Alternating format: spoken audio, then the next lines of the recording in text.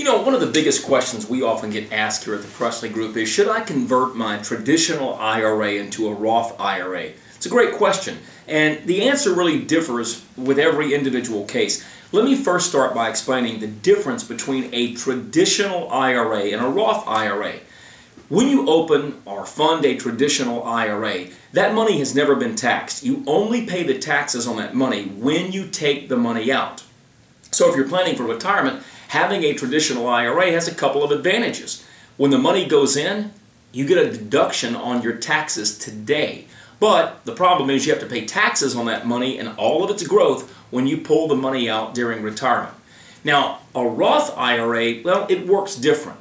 When you put money into a Roth IRA, the government doesn't give you a tax break. But here's the beautiful thing.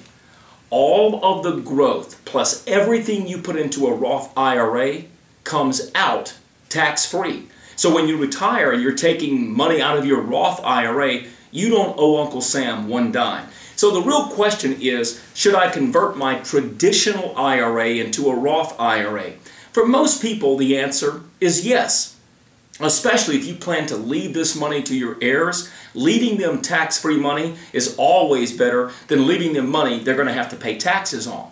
Now remember, when you convert a regular IRA into a Roth, Uncle Sam's going to make you pay the taxes. So if you have a $100,000 traditional IRA and you convert that, if you convert it all at once in 1 year, then the government considers that $100,000 as income to you, and you have to pay taxes on every dime of that money.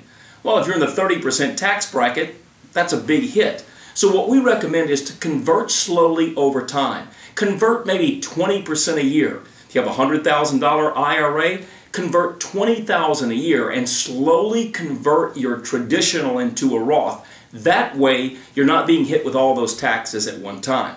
Now, another good idea is always try to pay the taxes with money other than the money from the conversion. One mistake people often make is they'll convert, say, $20,000 and then pay the taxes out of the money they're converting. That really kills your rate of growth.